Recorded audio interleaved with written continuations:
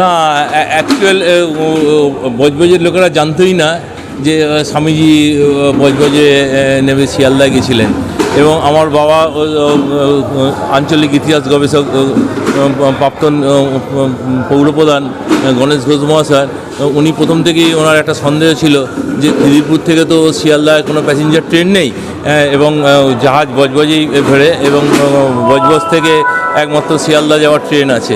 ওই জন্যে উনি এটা দীর্ঘ রিসার্চ করে ন্যাশনাল লাইব্রেরি থেকে সমস্ত তথ্য নিয়ে এটা উনি প্রমাণ করে দিয়েছিলেন যে অ্যাকচুয়াল স্বামীজি বজবজেই নেমেছিলেন। হ্যাঁ, ওটা ভুল লেখা ছিল।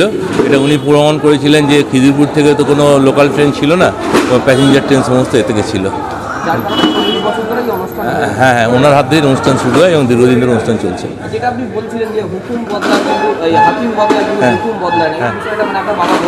হ্যাঁ, এটা বলতেন সব সময় যে অ্যাকচুয়াল ঋষিকেশ বন্দ্যোপাধ্যায় উনি যখন রেলের পূর্ব রেলের জেনারেল ম্যানেজার ছিলেন, উনি এই অর্ডারটা করে দিয়ে গেছিলেন এবং এমন একটা অর্ডার করে দিয়ে গেছেন যেটা আজকের দিনেও স্পেশাল ট্রেন থাকে রেল থেকে।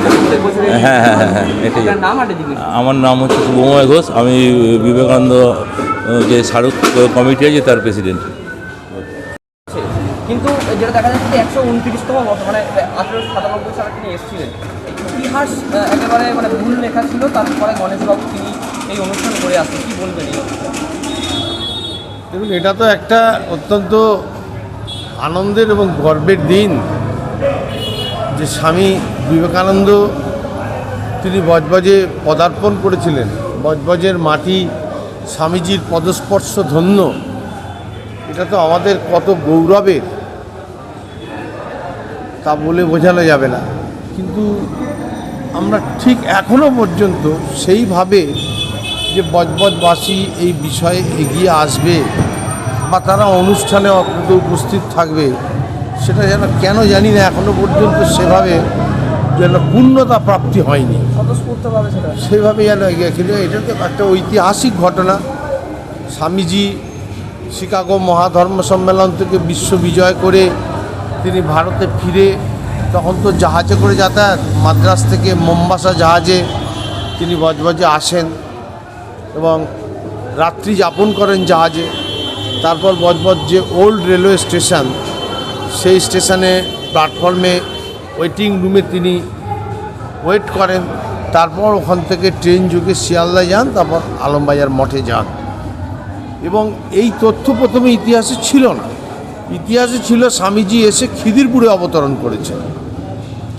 কিন্তু পরবর্তীকালে আমাদের বজবজ পৌরসভার প্রাক্তন চেয়ারম্যান, বিশিষ্ট ইতিহাস গবেষক প্রয়াত শ্রদ্ধেয় গণেশ ঘোষ, তিনি তার গবেষণার মাধ্যমে প্রচুর বইপত্র, নথি, প্রমাণ, তৎকালীন সময়ের কাগজ সমস্ত গবেষণা করে তিনি এটা প্রমাণ করেন যে না, স্বামীজি মোম্বাসা জাহাজে করে এসে বজবজেই পদার্পণ করেছিলেন। এবং পরবর্তীকালে তার এই গবেষণালব্ধ তথ্য প্রামাণ্য তথ্য হিসেবে প্রতিষ্ঠিত হয়। রামকৃষ্ণ মিশন ইনস্টিটিউট অফ কালচারের তৎকালীন সেক্রেটারি মহারাজ প্রয়াত স্বামী লোকেশ্বরানন্দজি মহারাজ, তিনি স্বীকৃতি দেন গণেশবাবুর এই আবিষ্কারকে। তারপর থেকে ইতিহাস এই সত্য স্থান পায় যে স্বামীজি মাদ্রাজ থেকে মোম্বাসা জাহাজে এসে বজবজে পদার্পণ করেন। এখান থেকে রেল যোগে তিনি শিয়ালদা হয়ে আলমবাজার যান।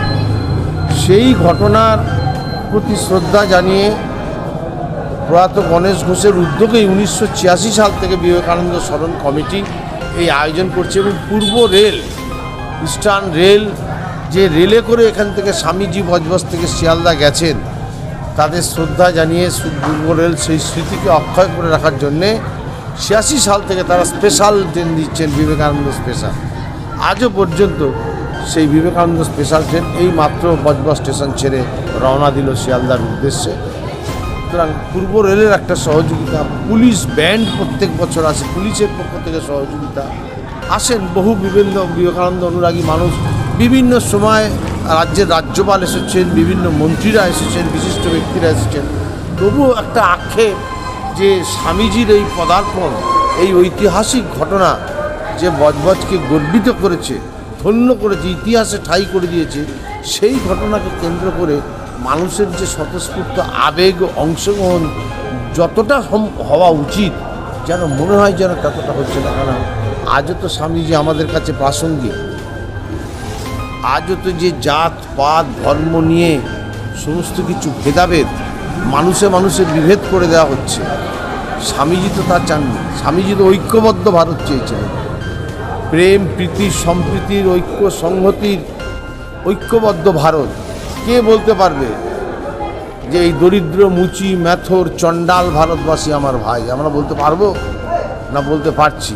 আমরা ভেদাভেদ করছি ধর্মের ভিত্তিতে, জাতপাতের ভিত্তিতে।